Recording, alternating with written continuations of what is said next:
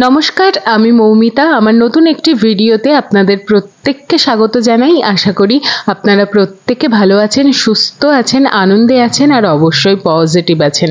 তাহলে চলতে থাকুন কিছুটা পথ আমার সঙ্গে। গুড মর্নিং সকলকে, আমি মৌমিতা। এখন আমি আছি চিনার পার্কে।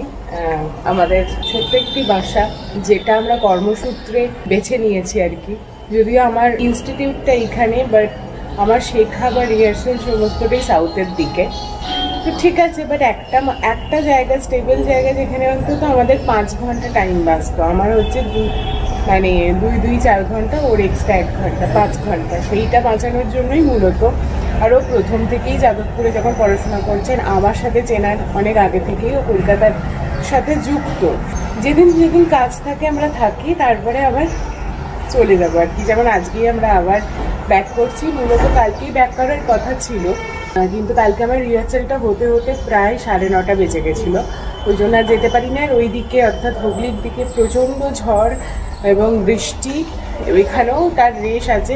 যথেষ্ট মেঘলা ওয়েদার, আর বেশ একটু ঠান্ডা ঠান্ডা লাগছে। আপনাদের একটা খুব মজার জিনিস দেখাই, যেটা এই দেখুন, এটা আমাদের ব্যালকনি। যদি এখনো প্রপার ওয়েতে সাজানো হয়নি, তাই হয়তো এই বিষয়টা দেখতে পাচ্ছেন, এই নোংরা বিষয়টা। সেটাকে অ্যাভয়েড করে গিয়ে দেখুন, একটা পাখি সুন্দর তার বাচ্চাকে জন্ম দিয়েছে। আমি যখন এসেছিলাম এই পাখাটা তখনও হয়নি, এই শুধু ছালটা ছিল। এই 2-3 দিনে দেখুন আস্তে আস্তে কি সুন্দর হয়েছে। আমরা খেতেও দিয়েছিলাম এই মাটির পটগুলোতে। ওরার ক্ষমতাটা আসুক, ওর তখনও নিজে নিজেই উড়ে যাবে। তাই আমরা ওকে আর বিরক্ত করিনি, একটু খাবার দাবার দিয়েছি। আর আমরাও মুসলি টুসলি খেয়ে রেডি হয়ে গেছি। শুরু করছি আজকের ভিডিও, চলতে থাকুন আমার সাথে পথ। ঘরদোর এখানে যদিও খুবই এলোমেলো, তাও টুকটাক সাজানোর চেষ্টা করেছি আর কি।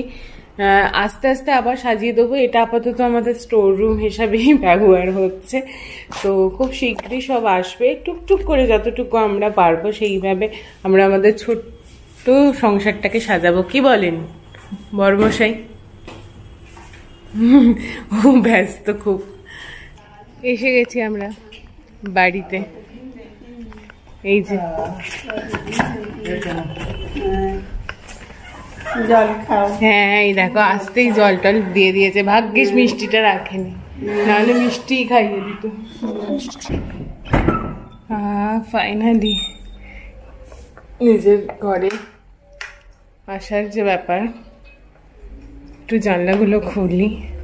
আজকে ঠিক কি দেখাচ্ছে আমি জানি না, তাও খুললেই মনটা ভালো হয়ে যায়। এখান থেকে দেখালে বিষয়টা বেশ ভালো দেখতে পাবেন। এই দেখুন চারদিকটায় ওই যে আলু তোলা হচ্ছে, এখানে পুরোটা ফাঁকা, অসাধারণ।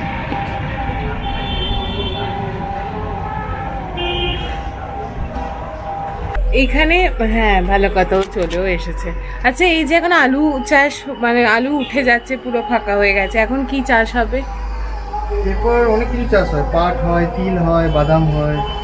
আচ্ছা, আরো কিছু হয়, বাট এই 3টি আমি সচরাচর জানি। আলুর পরে এই 3টেই মেন চাষ হয়। আরো অনেক কিছুই হতে পারে। বেসিক্যালি পাট, তিল আর বাদাম, এই 3টের মধ্যে বেশিরভাগটা আমাদের এই এলাকার মধ্যে। আচ্ছা, সেইটাই ওখানে বসানো হয়েছে। বলছিল যে বাদামের, এই যে এই জন্য জমি পরিষ্কার হয়েছে চারিদিকে। তুমি মিষ্টিটা কাকে দিচ্ছ তুমি?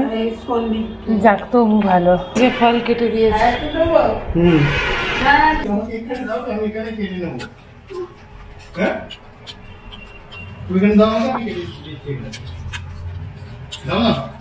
গাছের পেঁপে নিয়ে এসেছে বাবা, কালকেই বলছিল।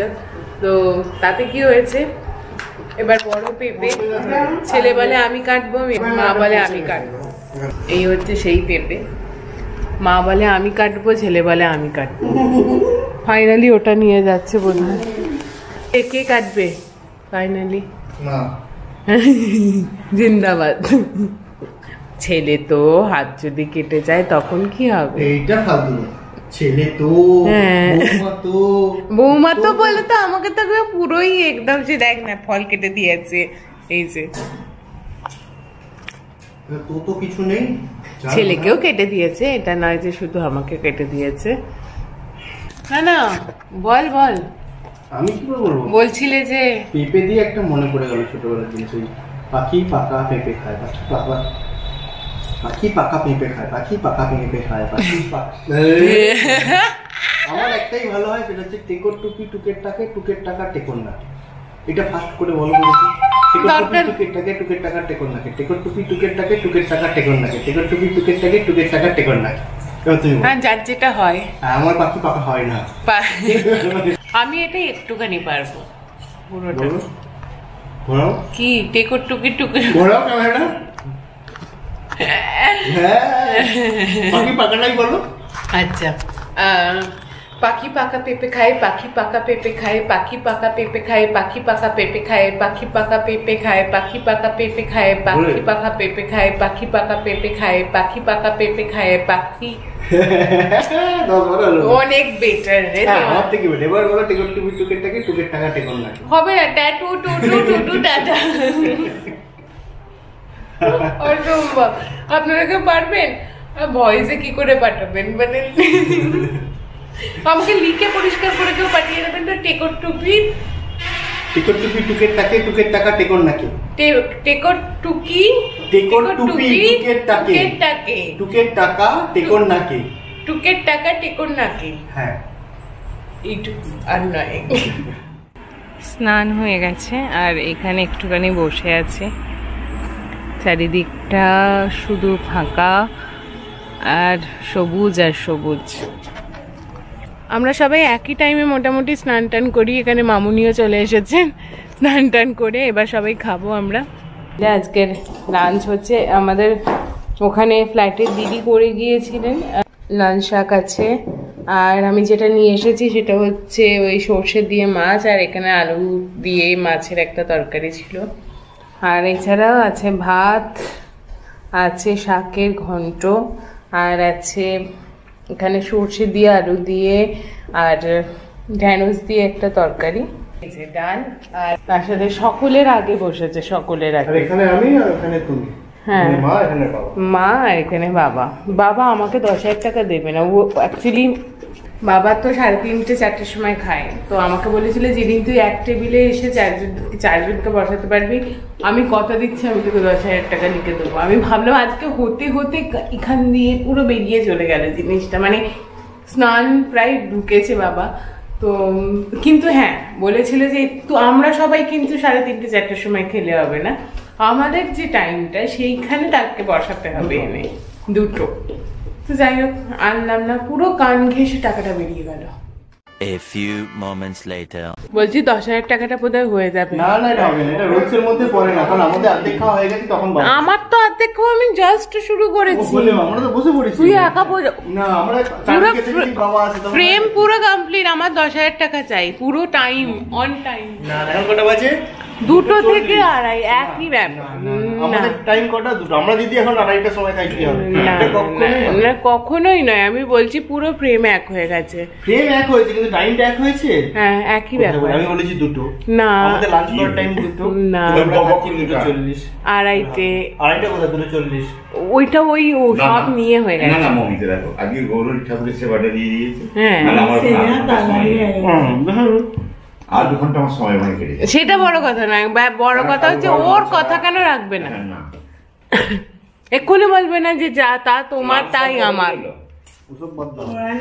আমার বক্তব্য হচ্ছে আমরা 2টোর সময় লাঞ্চ করবো, সেই সময় হবে না। আজকের ভিডিওটা এখানে শেষ করছি, ভাবিনি এইভাবে শেষ করবো আর কি।